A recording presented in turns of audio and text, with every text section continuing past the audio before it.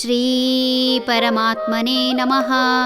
ಶ್ರೀಮದ್ಭಗವದ್ಗೀತಾ ಅಥ ತೃತೀಯೋऽಧ್ಯಾಯಃ ಕರ್ಮಯೋಗಃ.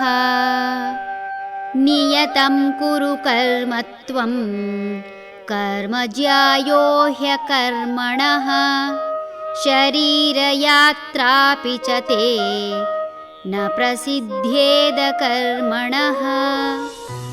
ನಿನ್ನ ಕರ್ತವ್ಯ ನೀನು ಮಾಡು, ಕಾರಣ ಕರ್ಮವನ್ನು ಮಾಡುವುದು ಮಾಡದಿರುವುದಕ್ಕಿಂತ ಉತ್ತಮ. ಕರ್ಮ ಮಾಡದಿದ್ದರೆ ನಿನಗೆ ದೇಹ ರಕ್ಷಣೆಯೂ ಕೂಡ ಆಗಲಾರದು. ಮನುಷ್ಯ ಕರ್ತವ್ಯ ಮಾಡದಿದ್ದರೆ ಆತನ ಉದರ ಪೋಷಣೆಯೂ ಆಗದು. ಪ್ರಪಂಚದಲ್ಲಿ ಹುಟ್ಟಿದ ಪ್ರತಿ ಜೀವಿಗಳೂ ಸಹ ತನ್ನದೇ ಆದ ರೀತಿಯಲ್ಲಿ ಈ ಭೂಮಿಗೆ ಸೇವೆ ಸಲ್ಲಿಸುತ್ತವೆ.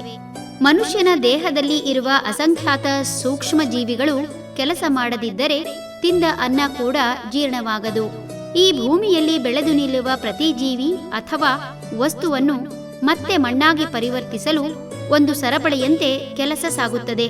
ಹುಲ್ಲು ಮತ್ತು ಕಾಳು ಇವುಗಳ ಬಗ್ಗೆ ವಿಮರ್ಶೆ ಮಾಡಿದರೆ, ಕೇವಲ ಕಾಳನ್ನು ಮನುಷ್ಯ ತಿಂದು ಮಣ್ಣಿಗೆ ಸೇರಿದರೆ, ಹುಲ್ಲನ್ನು ಪ್ರಾಣಿ ಹಾಗೂ ಕೀಟಗಳು ತಿಂದು ಮಣ್ಣು ಮಾಡುತ್ತವೆ. ಮನುಷ್ಯ, ಪ್ರಾಣಿ, ಭೂಮಿ ಒಂದು ಸರಪಳಿ. ಇಲ್ಲಿ ಯಾವ ಸರಪಳಿ ತುಂಡಾದರೂ ಪ್ರಕೃತಿ ಹಾಳಾಗುತ್ತದೆ. ಪ್ರತಿ ಜೀವಿ ಒಂದನ್ನು ತಿಂದು ಒಂದು ಬದುಕದಿದ್ದರೆ ಈ ಪ್ರಪಂಚದಲ್ಲಿ ಎಲ್ಲೆಲ್ಲೂ ಕೊಳಕು ಕಾಣಬಹುದು, ಅಥವಾ ಈ ಭೂಮಿಯಲ್ಲಿ ಯಾರೂ ಬದುಕಲಾರದ ಸ್ಥಿತಿ ಬರಬಹುದು. ಹೀಗೆ ಪ್ರತಿ ಜೀವಿಯೂ ಈ ಪ್ರಪಂಚಕ್ಕೆ ಉಪಕಾರಿಯೇ ಸರಿ. ಈ ಕಾರಣದಿಂದ ಯಾವುದೇ ಜೀವಿಯನ್ನು ಕುರಿತು ಈ ಜೀವಿ ಇದ್ದರೆ ಭೂಮಿಗೆ ಭಾರ, ಕೂಳು ವ್ಯರ್ಥ ಎಂಬ ಗಾದೆ ತಪ್ಪು. ಭೂಮಿಯಲ್ಲಿ ಬದುಕುವ ಪ್ರತಿಯೊಂದು ಜೀವಿಗೂ ಪ್ರತಿಯೊಬ್ಬರೂ ಕೃತಜ್ಞರಾಗಿರಬೇಕು. ಆದರೆ ಕೌರವರಂತೆ ದುರಾಸೆ ಹೆಚ್ಚಿದಾಗ ಪ್ರಪಂಚದಲ್ಲಿ ಸಾಕಷ್ಟು ನಾಶ ನಿಶ್ಚಿತ. ಇಂತಹ ಸಂದರ್ಭದಲ್ಲಿ ಕೆಲಸ ಮಾಡದೆ ವೈರಾಗ್ಯ ತಾಳಿದರೆ ಕನಿಷ್ಠ ತನ್ನನ್ನು ರಕ್ಷಿಸಿಕೊಳ್ಳಲು ಸಾಧ್ಯವಾಗದು. ಪ್ರತಿಯೊಬ್ಬರೂ ತಮಗೆ ಹಾಗೂ ತಮ್ಮನ್ನು ಆಶ್ರಯಿಸಿದವರಿಗೆ ರಕ್ಷಣೆ, ಆಹಾರ ಹಾಗೂ ಜ್ಞಾನ ಕೊಡುವ ಕಾರಣಕ್ಕಾದರೂ ಕರ್ಮ ಮಾಡಲೇಬೇಕು.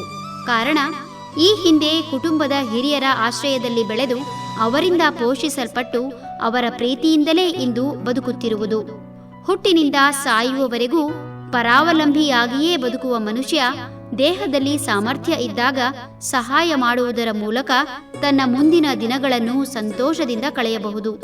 ಒಮ್ಮೆ ಕರ್ಮ ಮಾಡದೇ ಇದ್ದರೆ ಮುಂದಿನ ಜನ್ಮದಲ್ಲಿ ಇಂದು ಬಳಕೆಯಾಗದ ಅಂಗಾಂಗಗಳು ನಿಷ್ಕ್ರಿಯಗೊಳ್ಳಬಹುದು. ಕಾರಣ ಚಲನೆ ಇಲ್ಲದ ಯಾವುದೂ ಉಳಿಯುವುದಿಲ್ಲ. ಹರಿ ಓಂ.